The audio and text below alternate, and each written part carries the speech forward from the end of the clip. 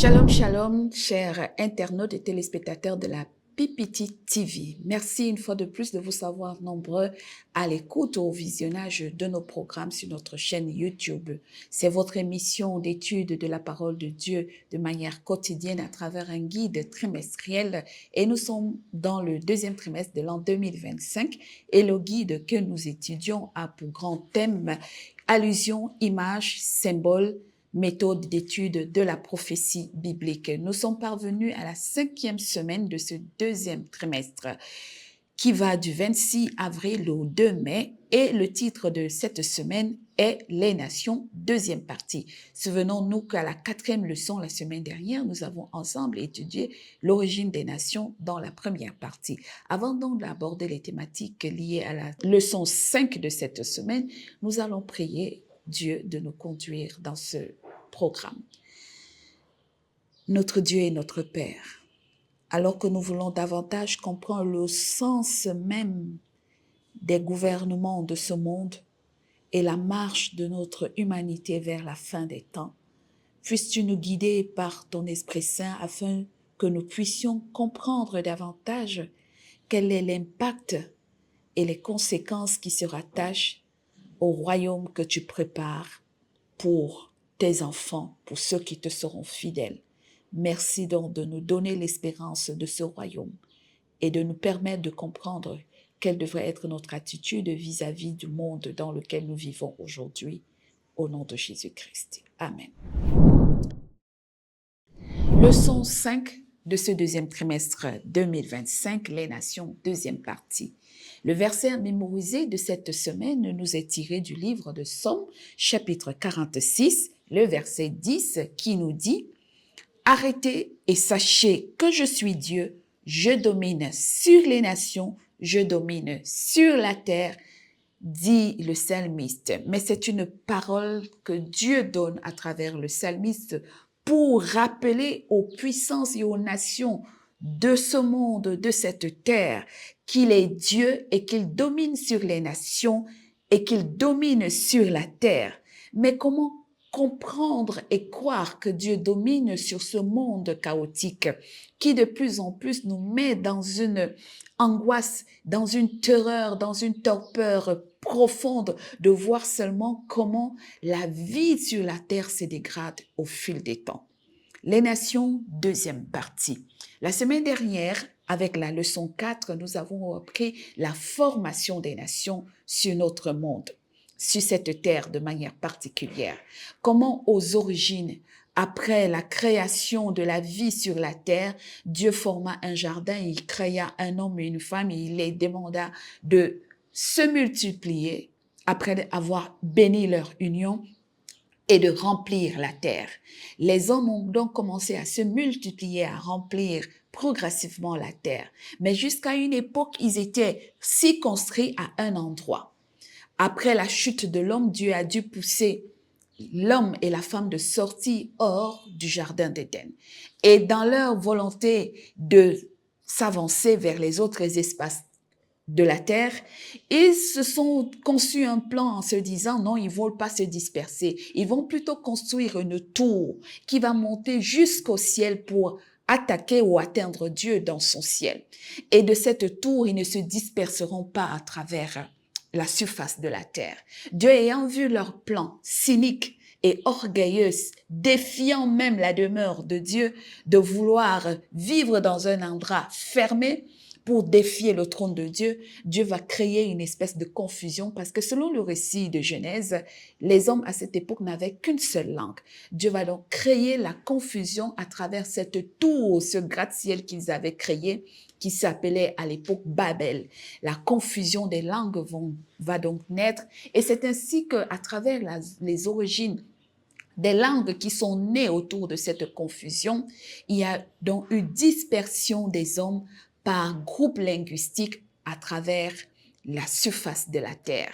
Et c'était comme ça que sont nées les nations, les peuples, les langues que nous connaissons aujourd'hui, y compris les tribus qui environnent ou qui englobent l'espace monde dans lequel nous vivons sur cette terre. Malheureusement ou heureusement, Dieu regardant la vie de tous ces peuples, de toutes ces nations, il n'y avait aucune crainte qui guidait la volonté des humains. Alors il va tirer un homme appelé Abraham et il va choisir cet homme en lui disant, je ferai de ta postérité une nation particulière. Je choisirai cette postérité pour qu'elle soit la lumière des autres nations qui ne me craignent pas. Je leur enseignerai mes ordonnances afin que eux, ils soient un modèle qui va conduire les autres nations de la terre à revenir vers la crainte et l'adoration du vrai Dieu. Malheureusement, Israël, qui va naître à travers les 12 tribus des 12 enfants de Jacob, postérité d'Abraham, ils vont voir comment les autres nations sont épanouies sans les restrictions et les règles qui gouvernent leur monde et ils vont décider de copier ce qui se passait dans les autres mondes et ils vont demander à Samuel de leur donner un roi comme les autres nations de la terre.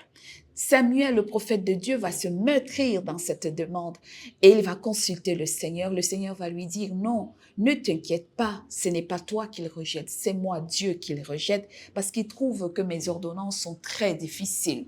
Et c'est ainsi que, poussé par cette volonté de copier ce qui se passait ailleurs,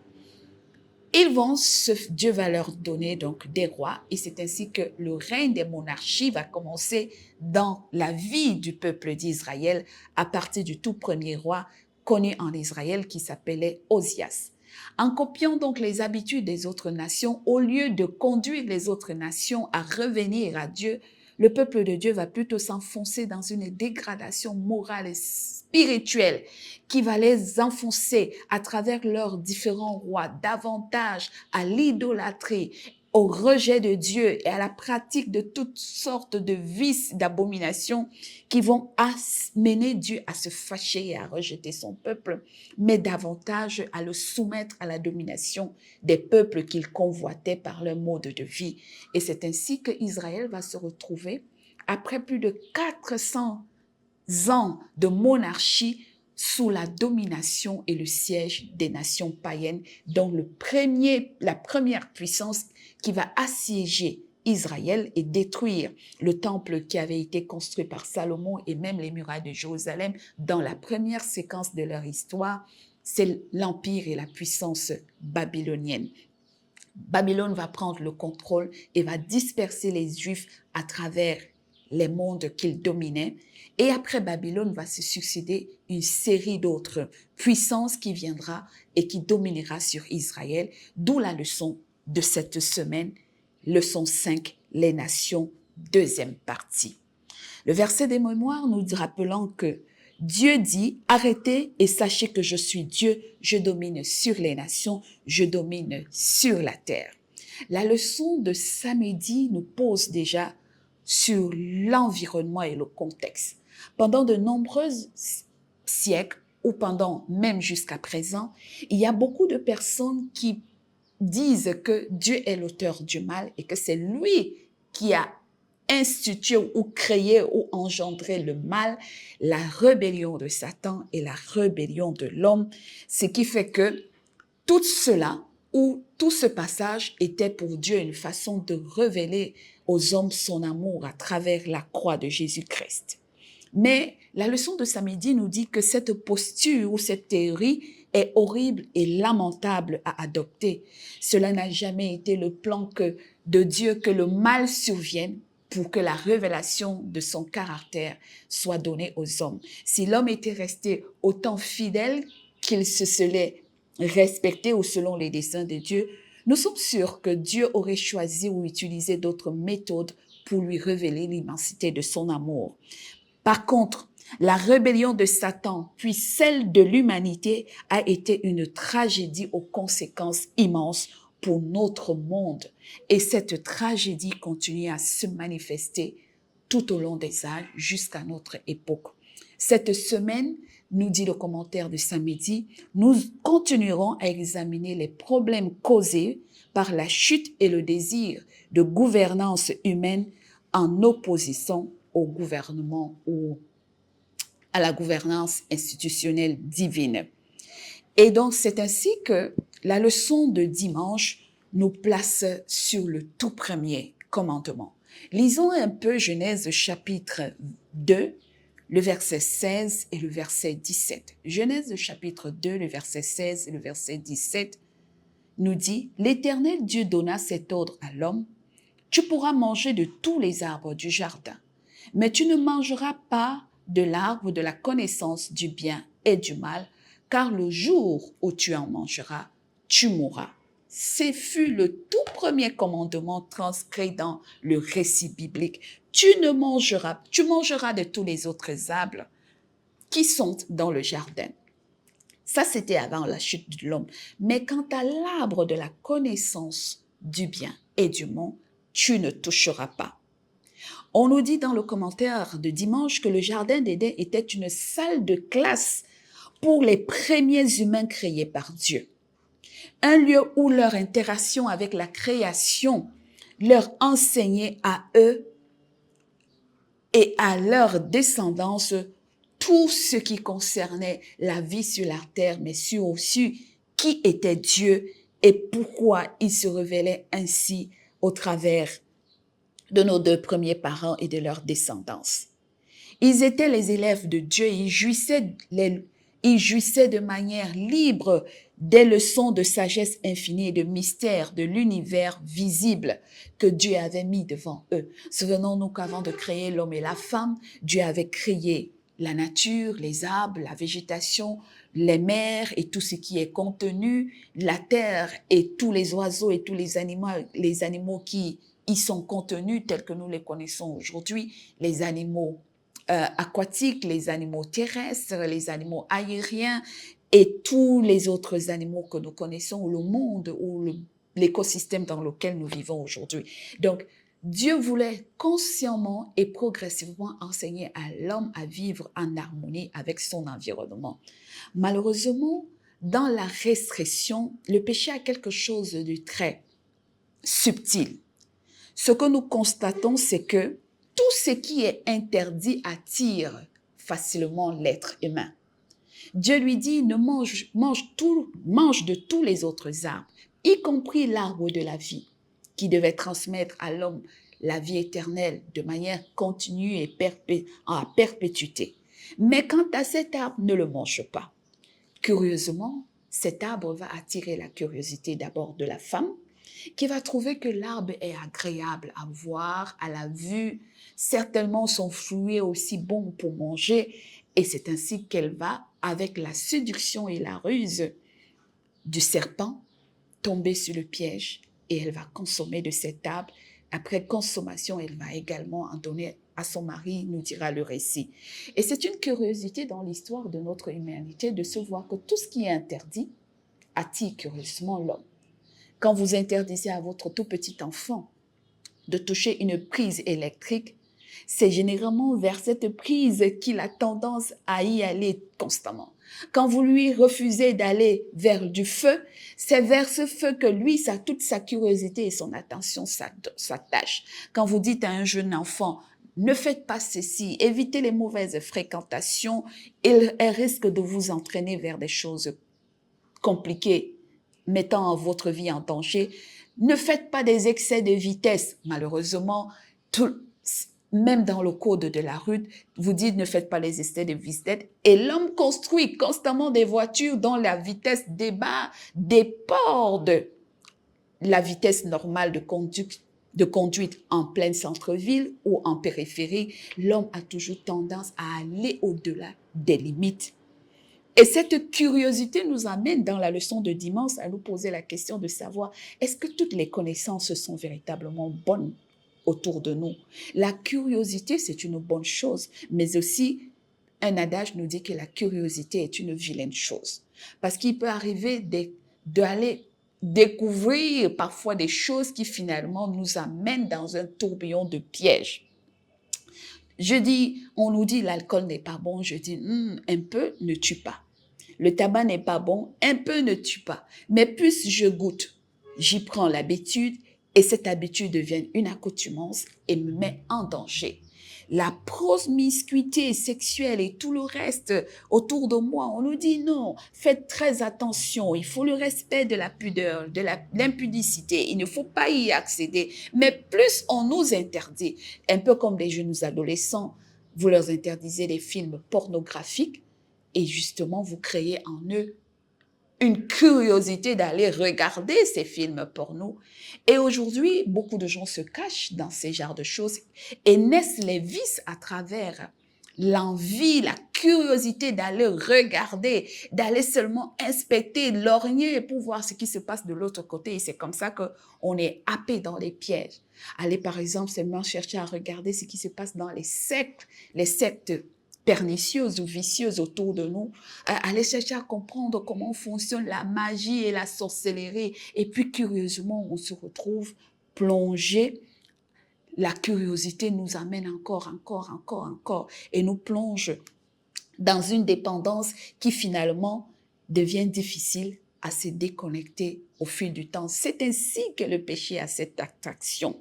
Dès qu'il y a une loi, on dirait que la loi crée en nous la curiosité de l'inconnu, le vouloir de pouvoir comprendre ou de pouvoir goûter. Et c'est ça qui dérange aujourd'hui les hommes et notre monde. Cette connaissance vers des choses subtiles qui en apparence sont innocentes, mais qui deviennent pour nous un danger au fil des temps. Et c'est ainsi qu'on pourrait se poser la question, est-ce que toutes les connaissances sont bonnes? Elles sont bonnes quand elles nous ramènent à la sagesse divine. Parce que le Salmon nous dit d'ailleurs que le commencement de toute science ou de toute sagesse, c'est la crainte de l'Éternel. Si cette connaissance nous amène à craindre l'Éternel, alors elle est bonne. Mais si cette science qui évolue dans notre monde aujourd'hui, ces progrès scientifiques que nous voyons, l'esprit de ce monde, ces progrès technologiques, les découvertes et les réalisations scientifiques, tous ces progrès, l'intelligence artificielle, l'utilisation des satellites, des drones, qui aujourd'hui nous amènent à mieux connaître, à comprendre justement le monde qui nous environne. Ce sont des très belles choses, des très belles découvertes qui nous aident à comprendre le monde aujourd'hui. L'assistance médicale pour opérer les humains maintenant sans avoir besoin d'ouvrir des organes complètement grâce à l'assistance technologique de l'intelligence artificielle sont des prouesses immenses. La découverte d'aller, par exemple, savoir ce qui se passe de l'autre côté de la Lune ou de Mars sont des très belles découvertes, de très beaux progrès pour notre humanité. Mais est-ce qu'elles nous emmènent à craindre Dieu après avoir découvert ces choses? Au contraire, ce que nous voyons davantage, c'est que à côté de ces découvertes scientifiques, le monde se plonge plus en plus dans la criminalité, dans les guerres, dans la haine, dans le rejet de son prochain et de l'être humain. Le monde se plonge de plus en plus dans la pauvreté. Cette tendance à maîtriser le monde suscite les hommes riches, les hommes de pouvoir à écraser davantage les faibles, à dominer sur le pauvre et à créer des guerres de toutes parts. Et voilà pourquoi notre monde est régi de beaucoup de guerres aujourd'hui.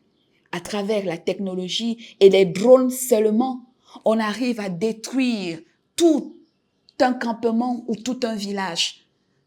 Découverte, mais pourquoi? Pour forger le mal dans les esprits et dans les cœurs des humains. Et c'est à cela que nous devions réfléchir. Si toute connaissance est bonne, est-ce qu'elle nous amène à revenir aux lois de Dieu ou à la crainte de Dieu, ou est-ce qu'elle nous amène à détruire notre prochain? La leçon de lundi nous parle du livre de Daniel. Notre connaissance n'est pas assez forte pour comprendre. Dans le livre de Daniel, chapitre 2, on nous parle de la naissance des puissances ou comment Dieu a révélé à un monarque humain l'origine de certaines puissances dans le livre de Daniel. Dans le chapitre 2, du verset 31 au verset 35, on nous parle d'une statue avec des propriétés spécifiques. Et dans cette statue-là, on nous dit que chaque royaume est représenté par un métal. Je voudrais lire le commentaire un peu qui nous a été donné dans la leçon de lundi, le 3e paragraphe. De nombreux étudiants de la prophétie ont remarqué que les métaux dans Daniel 2 passent du plus précieux au moins précieux. L'or se dévalue en argent, l'argent en cuivre et le cuivre en fer jusqu'à ce que nous finissions avec seulement du fer et de l'argile. On nous parle là d'une statue qui était faite en tête d'or, d'une poitrine qui était faite en argent et d'un bassin et des bras qui étaient faits en argent et de la poitrine et du ventre et des cuisses qui étaient faits en bronze et après les pieds qui étaient faits en fer et au bas des pieds, on nous parle de l'argile mélangée avec du fer pour montrer combien au fil des temps, les puissances et les empires qui ont dominé notre monde se sont dégénérés dans leur souveraineté, dans leur grandeur et dans leur puissance. Ils ont perdu la gloire, la renommée, la puissance, la souveraineté du pouvoir qu'ils avaient à une époque et progressivement sont devenus fragiles autour de nous. Par contre, dans la leçon de mardi qui nous renvoie à la leçon de Daniel 7, nous avons un contraste entre la façon dont la parole de Dieu présente la prophétie de Daniel 2. Dieu s'adresse dans Daniel 2 et se révèle à travers un monarque païen, à travers une statue. Mais dans Daniel 7, dans la leçon de mardi, la même révélation est faite, mais cette fois-ci au prophète de Dieu, Daniel. Mais Dieu, lui, il utilise les animaux pour exprimer la même réalité. Dans le livre de Daniel, chapitre 7, on nous présente à Daniel une succession de royaumes de puissance, mais à travers des animaux tels que des lions, des béliers, des boucs et un animal terrible, le tout quatrième, et cette fois-là, c'est Dieu qui se révèle à son serviteur Daniel. Une autre leçon à retenir de la leçon de mardi, c'est que il arrive que Dieu se révèle également à ses serviteurs et leur montre les événements et les enjeux et les défis de notre monde. Comme il peut s'adresser également à des païens, qu'ils soient des dirigeants ou qu'ils soient des individus. Dieu, dans sa préscience, quand il veut passer un message à notre monde, il s'adresse à tout homme, même un incroyant. Mais la vérité, c'est que pour que la connaissance soit acquise profondément, il faudrait que ce soit le serviteur de Dieu qui vienne révéler. Le roi avait fait un rêve, un roi païen, Nebuchadnezzar. Il n'avait pas compris le sens de son rêve. Et c'est le prophète Daniel qui est venu lui expliquer le sens de son rêve. Et dans Daniel 7, Dieu révèle à Daniel que ce que tu as expliqué au roi, voilà encore une autre façon d'utiliser des images, des allusions et des symboles pour refléter la même réalité. Mais ce qui est sûr, c'est que dans Daniel, Dieu montre comment le royaume de Dieu va progressivement remplacer les autres nations à un moment donné. Et donc, on nous parle de l'utilisation de certains symboles comme la terre, comme les vents, les vagues pour symboliser les mouvements migratoires, les guerres, les catastrophes qui embrassent ou les flots d'agitation qui embrassent notre monde. Et l'une des leçons à comprendre, c'est que dans ces guerres, il y a des guerres qui concernent les nations païennes, il y a des guerres qui impactent directement le peuple de Dieu. D'où la leçon de mercredi nous renvoie dans entre la terre et la mer. Je voudrais partager avec vous le commentaire de mercredi. L'imagerie de la terre et de la mer dans la Bible, notamment dans les prophéties, peut être très instructif. Prenons le cas symbole de la terre et de la mer. N'oublions pas que nous sommes dans un trimestre où nous étudions les symboles et les allusions qui sont utilisés.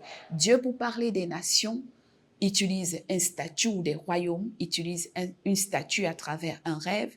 Et puis, il utilise également des animaux pour renvoyer à chaque identité d'une grande puissance. Et puis ici, nous voyons maintenant les analogies ou les allusions qui utilisent les images de la terre et de la mer dans le livre d'Apocalypse. Vous voyez par exemple dans le livre d'Apocalypse, chapitre 12, le verset 15 et 16. Lisons le livre d'Apocalypse, chapitre 12, le verset 15 et 16. Il est dit « Et de sa bouche, Le serpent lança de l'eau comme un fleuve derrière la femme afin de l'entraîner par le fleuve. Et puis dans le livre d'Apocalypse 13, du verset 1, par exemple, il dit « Puis je vis monter de la mer une bête qui avait 10 cornes et 7 têtes, ces 10 cornes, 10 diadèmes et sur ses têtes des noms de blasphème. » Et puis dans le verset 11, vous voyez, il est écrit « Puis je vis monter de la terre une autre bête qui avait des cornes semblables à celles d'un agneau et qui parlait comme un dragon. » Ces référentiels dans les études prophétiques nous renvoient parallèlement à certaines nations qui sont nées à une époque donnée de l'histoire de notre humanité, dans les années certainement plus en avant. Et puis, on va parler comment il va naître des nouvelles puissances et des nouvelles naissances qui vont permettre de recueillir un ensemble de croyants qui fuyaient la persécution en Europe après la grande période des inquisitions, des croyants chrétiens fuyant l'Europe vont trouver refuge, par exemple, aux États-Unis. Et c'est ainsi que certaines études apocalyptiques ou certaines études du livre de l'Apocalypse nous renvoient que ces nouvelles puissances référées à la terre peuvent renvoyer, par exemple, aux États-Unis qui a accueilli de nombreux croyants fuyant la persécution et l'inquisition en Europe.